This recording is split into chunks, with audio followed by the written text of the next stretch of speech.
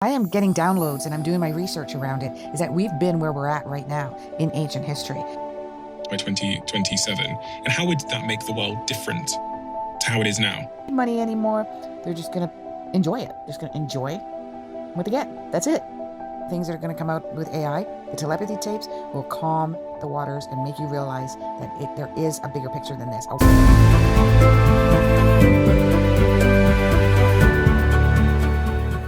In this episode, we are going to focus on the next year and a half, because I had said that the tipping point will be 2025, 2026, 2027. I believe it's starting now in September of 2025. And I want to give you the framework of the Golden Dark Age. There's a whole bunch of detail to this, but I'm going to just give you the synopsis here. I'm going to give you a visual based on other people's predictions, history, scientists.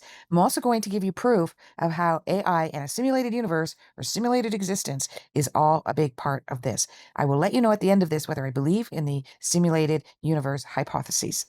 So first, there's a binary system that we have with our sun and Sirius. Sirius A and Sirius B. And Sirius A is a sun, like our sun in it. And Sirius B goes around Sirius A. And there's a time where it overlaps each other. And in that overlap time, they call it the Golden Age. And when we're in the Golden Age, which is, we've just entered into that now, when they are farther apart, there's dimmer ages, there's forgetfulness, there's collapse, there's the dark ages. But when we're in the Golden Age, that means we're moving toward, Sirius is moving closer to the sun. This is what's called the Golden Age. What I really found interesting is also the Dogon tribe, the Mali in Africa. Their oral tradition includes surprisingly knowledge of Sirius as a binary system, Sirius A and the dense white dwarf Sirius B, long before modern astronomers confirmed it. And I'm going to give you some proof around that too. Many of the things shared with Gerol by the Elder have been subsequently revealed by scientists. Referring to ancient sources in 1976, Robert Temple, a member of the Royal Astronomical Society of England, summarized that the Dogon had an intimate knowledge of Sirius for several thousand years. The phenomenon has been investigated by scientific popularizers such as Carl Sagan, Ian Ridpath, James Oberg, and Ronald Story, referring to ancient drawings of the constellation Sirius created by the ancestors of the Dogon. The knowledge of Sirius was given to their ancestors by the extraterrestrial amphibians Homo, who came from the region of the star Po-Tolo. The tribe associates the origin of life with the star Sirius B, which they call the Po-Tolo, or seed star. According to them, creation started from there to us. Naturally, many of you will find this hard to believe, but we must pay particular attention to one fact. The Dogon knew of Sirius B long before its scientific discovery. The interesting thing here, and you can do your research on it as well, is that NASA sent out a satellite or with a camera out to Sirius A, wanting to capture, images of it. And each time the camera, they tried it 2 or 3 times in a row, like with the same satellite, same ship. It got it was like something crashed into it, like something stopped it. It couldn't go any further, and suddenly the camera stopped. They tried it again, same thing. Tried a third time, same thing, which they found interesting. So the fact that the Dogon tribe knows that the Sirius binary system, something to do with us, they're saying that we are originated from there. That's open to debate or speculation. But the fact that we tried to go out there and take a look at it and it couldn't happen is, I don't know, makes you question, right? Either way, we're in the Golden Age. Let's move on to the next clip. The reason that I believe that we are at the cusp of that, leaving the Dark Age, moving into the New Age, and this takes hundreds of years, okay? It's not like today I wake up and we're in the new area. This takes hundreds of years. That's why we're in the Age of Aquarius right now, all right? Now, it's because the Age of Aquarius is determined by constellations.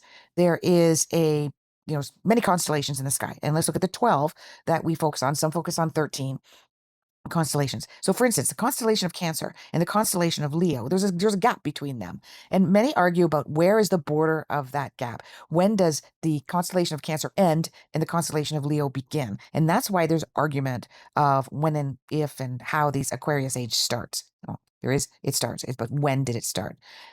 My research has shown to me that 2020 is when it started. But 2020 was really 2012, according to the Ethiopian calendar. Ethiopian calendar, Ethiopian Bible, has a much more accurate history of the Bible, because it holds all of the 19 plus books.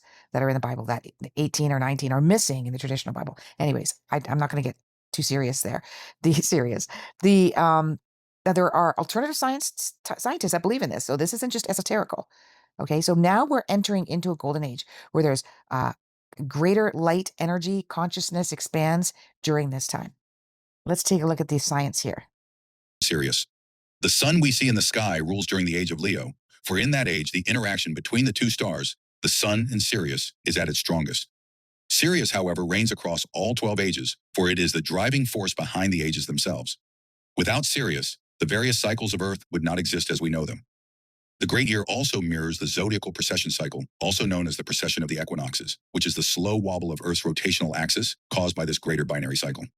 As Sirius and the sun draw closer in their shared binary orbit, their pull on each other accelerates. So here, you can see right here, right in the middle here is where we are connecting now. And it will show you that in a second. We're in this area, working towards this area. You're going to want to know where Sirius is in your birth chart. And I can show you. You have a reading with me. The binary cycle is not static, but dynamic, with each star continuously influencing the other. As Sirius and the sun continuously influence one another, and then the sun transits on the equinox, transits out of one constellation and into another. So we indeed do live in the dawning of the Age of Aquarius. Because of the precessional motion of the Earth, because of this change, this wobble on the Earth's axis, the constellation that houses the sun on the equinox is shifting out of Pisces and into Aquarius. That shift will be complete within the next 100 or 150 years. What we have here is a process that operates at the rate of 1 degree every 72 years. We allocate 30 degrees to each of the 12 constellations of the zodiac. Multiply and you get 2,160. That's a zodiacal age. Take the whole. What he's explaining here, and I won't follow it right to the end, is why I do Sidereal astrology and I don't do Western astrology anymore. We are approximately 21 days behind. So if you're born on September 2nd, like I am, which would make me a Virgo, I'm actually a Leo, because if I back it up 21 days because of the wobble of the Earth alignment, I am a Leo, because that's where the sun is. If you look in a telescope from Earth, that's where you will see the sun is right now in Leo. This is September 4th, 2025 that I'm recording this. Let's go further. Whole cycle of the zodiac, the whole 12 constellations, each with 2,160 years housing the sun on the spring equinox, and you get what the ancients called the great year, when everything cycles back to the beginning and the whole process starts again. Okay, so now let's take a look at AI. This is all going to wrap up, guys, so hang in there with me. When I am getting downloads and I'm doing my research around it, is that we've been where we're at right now in ancient history. Esoteric and alternative theories believe that, and which includes a serious approach in the orbital rhythms, that there was a time somewhere in 3000 BC where we had technology. We were very advanced in modern age, ancient civilization timeline that maps out the original golden age, which would be approximately 12 to 13,000 years ago. With that being said, we are repeating the same pattern, but we don't want to repeat the same pattern because it didn't end well. Let's put it that way. It didn't end well, but we've gone further than we ever have before without a catalysm. 2027 all the way to 2030 is when we're going to be completely modernized, and there's not going to be many jobs left. I'll give you proof on this one too. But remember, we didn't have a lot of jobs until the industrial age. When the industrial age heralded in the mid to late 1800s, then all of a sudden, and then the First World War and the Second World War, we just had this huge need for jobs, opportunity for making money, making people rich. And to me, that's when the whole world kind of fell apart. Prior to that, we didn't have typical jobs per se. And going back to 3000 BC, we had different types of jobs where we just worked to support our community and to support each other, not in the traditional senses now. So we are going back to that age, except with modern technology. Okay, a lot of people don't want to go back to that because they don't want to not have the modern technology, but we will have the modern technology, and that is why we won't need to work. But we will support each other. And this is my download, and I'm very optimistic about this. I firmly believe that we are heading into the golden age. I've had dreams about it. But here's what's happening with AI. By 2027. And how would that make the world different to how it is now? So if you have this concept of a drop-in employee, you have free labor, physical and cognitive, trillions of dollars of it. It makes no sense to hire humans for most jobs. If I can just get, a $20 subscription or a free model to do what an employee does, First, anything in a computer will be automated. And next, I think humanoid robots are maybe 5 years behind. So in 5 years, all the physical labor can also be automated. Now, the idea is that we're going to have more free will about what we do with our time, with our job. And you're going to say, well, we need money. We won't need money because there's going to be a time lapse where they're going to want to bring in this monetary system where we get the same amount of money every month.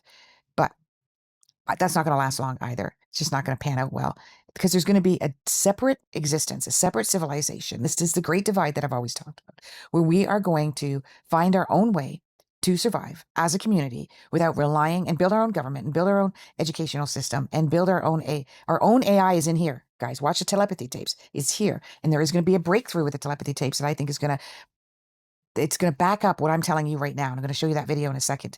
It's going to blow you away what we're going to find out. Now, September is when we'll probably, September is when we're going to get the disclosure around aliens.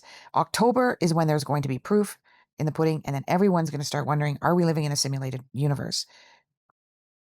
I'm going to say this now. I don't believe we're living in a simulated universe. I do believe that there are simulated like environments that we can design.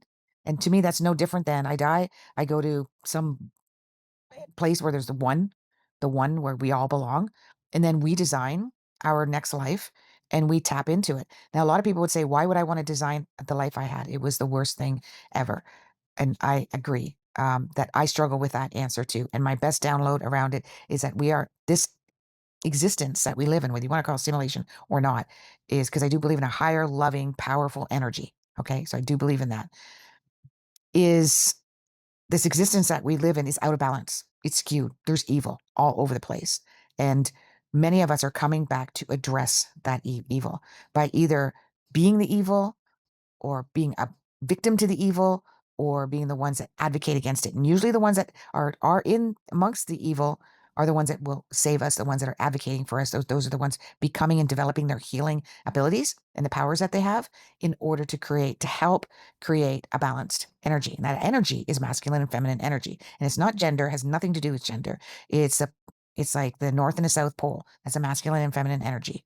Okay, so if you take two batteries together and one, if you put the two sides together, the opposite sides together, they kind of repel, right? Sorry, that's a magnet. They kind of repel. And that's the negative and positive, or the masculine and the feminine energy. Podcaster like me. Would you need a podcaster like me? So let's look at what you do. You prepare, I'm going to have a prediction of where podcasters are going to be. This is the new type of entertainment. So any of you that are podcasting or you want to be podcasts, you're healers or you want to become healers, and you think that AI is going to take over and you won't be needed, you won't be necessary, my prediction is going to come after this. Ask questions, you ask follow-up questions, and you look good on camera. Thank you so much. Let's see what we can do. Large language model today can easily read everything I wrote and have very solid understanding. Better. I assume you haven't read every single one of my books. Okay, That thing would do it. It can train on every podcast you ever did. So it knows exactly your style, the types of questions you ask. It can also find correspondence between what worked really well. Like this type of question really increased views. This type of topic was very promising. So you can optimize, I think, better than you can. Of course, visual simulation is trivial at this point. But what I predicted is podcasters will go live. So they can simulate him doing an amazing podcast with, let's say, Joe Rogan. And they get millions of views. Well, then they would go live. They would live in front of a live audience and have interaction with that live audience, live, all of the people. And that's what the kicker is. The kicker isn't going to be about, oh, I want to see these people live. What it's about is a community of like-minded people wanting to see them live. That's the connection. That's why they're going to continue to have business, work, job. They'll make money off of it, or they don't make money off of it because we don't need money anymore. They're just going to enjoy it. They're just going to enjoy what they get. That's it. I see that taking off in 2027. But I see some pioneers starting it in 2026, except they're still making money off of it. Now, here is the update of what's going on with Kai Dickinson of the telepathy tapes. Now, she's a filmmaker, and she discovered what Dr. Diane Henningsen Powell was researching savants and autistics who got psychic abilities. If you guys haven't seen the telepathy tapes, you have to watch it because it's going to be a game changer. All these fear-mongering things that are going to come out with AI, the telepathy tapes will calm the waters and make you realize that there is a bigger picture than this, a wonderful picture, a beautiful place to be. And we're not in a simulated universe or simulated life that feels more like jail, because that's how it comes across to me. And that's not what it is at all. Okay, watch this. Just got to the airport after filming our final few days in Chicago. We're headed to Atlanta to finish up principal photography. I just have to say, I don't know what's happening over there right now because I've never seen Kai so quiet, so exhausted in her own self. And so I just want to kind of see what's going on with her before we head on a plane to Atlanta. Kai, do you want to talk about it? Talk about what? Oh my God. What happened yesterday? But we haven't even begun to process why you're falling asleep in the airport at 2:00 in the afternoon, Chicago time. Yeah. Okay. So this is so strange because I know everyone wants to know what happened yesterday, and what happened is so hard to digest because the non-speakers, I think, did what they did best. Those people that were participating in the trials kind of showed us more of what they can do and what we should be looking at. And more or less, we're like, you're asking the wrong question. So yes, can they do telepathy across rooms in these, from multiple in triple blind situations, the tightly controlled tests? Yes, they've done it. They've done it. They've done it. They had that in the can. Some of the tests yesterday were hits, some were interesting. And then the most profound evidence of involuntary telepathy unfolded, which validated the hill, which validated telepathy, which validated individuals talking from a distance from one another, the individuals in the trials talking from a distance, and involved real-time information that we were able to capture on the fly that has now led to I actually can't say more. I'm terrified to say more. It's going to blow people's minds what happened. I think science, like formal science, has been trying to capture involuntary telepathy for decades, and it's impossible to get in a lab, which is why we do these trials. And we captured it yesterday. And what it led to, I think that's why we're having really physical, emotional effects. Like there's nothing we should be celebrating today because what was revealed was really profoundly devastating. I mean, that's the only way to put it. It's like sickening. I feel sick to my stomach, and it was devastating. But in doing so, the non-speakers that were there showed up and said, we can help with really big questions and really big answers, and we can use our gifts in these profound ways. And yes, we can validate all of these things, all these psi abilities while doing it. And it made from a film point of view, it's like, it's going to be jaw dropping. There's no way to explain. There's no way to possibly put to words what happened. And it's a huge cluster of feelings right now because I feel happy. As I didn't have a doubt the non-speakers would rise to the occasion and show up and show us what they could do. It was just never anticipated it would be in this form, which is a mix of emotions due to the content. So it's all coming in the film. It's coming out next year. So she does go on to say in another clip that I'd seen that it really isn't anything scary or devastating. It's just really sad or devastating that the non-speaking autistic young adults and children have never been granted access to showing what they can do for us.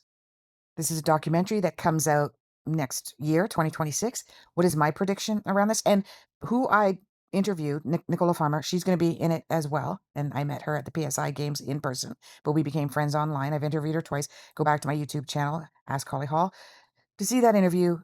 Nevertheless, what I think, what I'm downloading, what I'm seeing that the predictions are, and what I think happened is that it happened to Kai, either Kai or one of her staff, that they experienced telepathy, that they read somebody's mind, and they felt for a moment what it was like to feel like them, which is freaking awesome.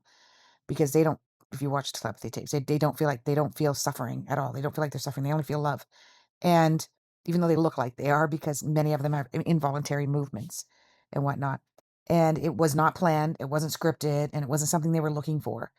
The other thing that I'm also seeing is that there's recognition that they can heal, like physically heal you without any medical intervention. That's what I'm seeing. So this is the dawn of the golden age, guys. Thank you for hanging in. Share this with all your people. I want people to be positive about this. We have to raise the frequency and the vibration where we're only positive about the future. Are we at a tipping point? Yes. Are we at a crossroads? Yes. Are we going to stand still for a while? Sort of like, how do we get there? Where do we go from here in the age of Aquarius? We will. Change does not happen without change. And people are not comfortable with change. And that's really what the whole the transition is going to be, is about how, and then all the ugly, all of the boils, all of the dirt, all of the terrible things that are going on is going to come to surface so that we can wipe the slate clean. What do you think?